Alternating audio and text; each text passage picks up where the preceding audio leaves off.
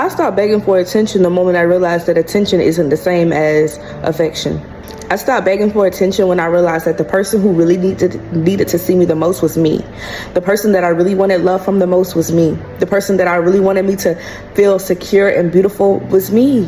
For years, I tried to earn love through visibility, posting more, doing more, proving myself, just hoping that somebody would finally see me. I shrank, overperform, and chase validation like it was oxygen, girl. And like every time I was ignored, I would just get insecure and it would hurt. Here's what I learned. I wasn't really starving for attention. I really more so wanted connection. I didn't need more eyes on me. I needed more peace within myself. And I finally learned to love myself, to be present enough in my own life. I realized attention is loud, but peace is louder. So I started pulling my energy back. I started sitting with myself. I started asking myself the hard questions. I tried to start to understand what it is that I needed and I wanted the most from somebody.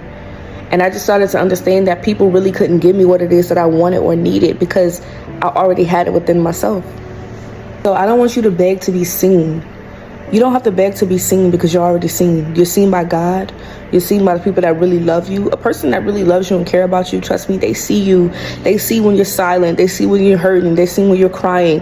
They see when you pulled away. The people that don't really care about you, they're not in tune with you. They don't know when you're depressed. They don't know when you're having a bad day. They don't know when you're having anxiety because they only care about getting their needs met. They only care about them being served and not serving other people. You have to learn how to protect your energy from people who just want to take from you and not give back to you. And when you're in this position and when you're in this place of always wanting to be chosen by people, it's kind of hard not to attract people that just want to use you, because you feel good about yourself when people are using you because it makes you feel useful. But at some point, it's draining.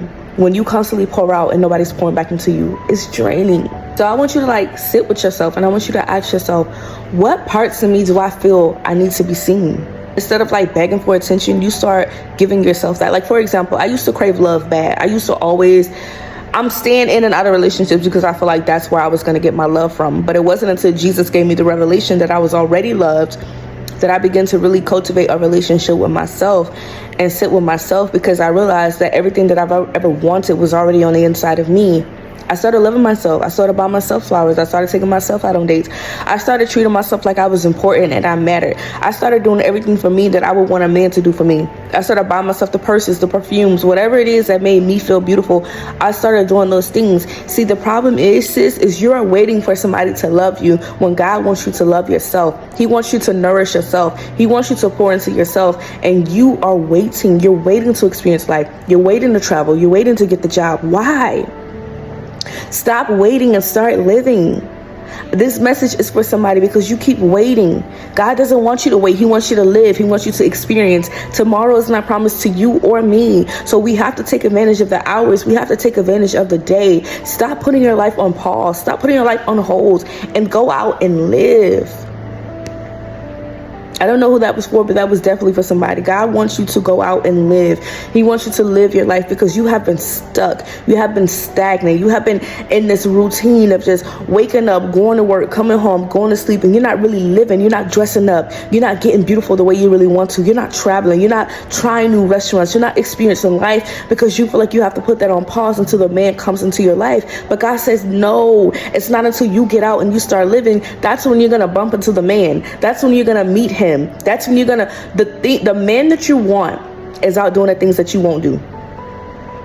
I'm telling you, it's when you start joining that workout team or that workout gym that you're gonna find him. It's not until you start taking yourself out that he gonna be out too, enjoying himself, that y'all gonna bump into each other. He ain't coming to the house, girl. And it's like you keep waiting. Stop waiting. Start living your life, okay? And also, I feel this too. Don't be fearful by what's happening in today's time. I know you hear the news. I know you probably watch TikTok, all this fear mongering, all of this, everything that's going on with the president. God say, don't allow that to intervene with your everyday life. Because remember that God is still God. He's still in control and he still sits on the throne. So as long as you still have breath in your body, God wants you to show up every single day like it's your best day. He doesn't want you to live in fear. He doesn't want you to hide. He wants you to come out of hiding, and he wants you to live your best life. Life isn't over. I don't know who this is for, but life is not over for you. It is just starting. Stop allowing the enemy to cause you to be fearful and to go into hiding to do nothing with your life. Your life is not over. It's just getting started. Okay? I don't know who that word was for, but that word was for somebody. Turn the news off. Stop listening to it. Get more faith than fear. God is not done with you. He's still in control. The world is not shutting down. Okay, the world is not about to end. I promise you, you will still be able to achieve everything you want to achieve. The business, the husband, traveling, whatever it is that you want. Stop living like life is over, because it's just beginning. All right. I don't know who that was for, but that was for somebody.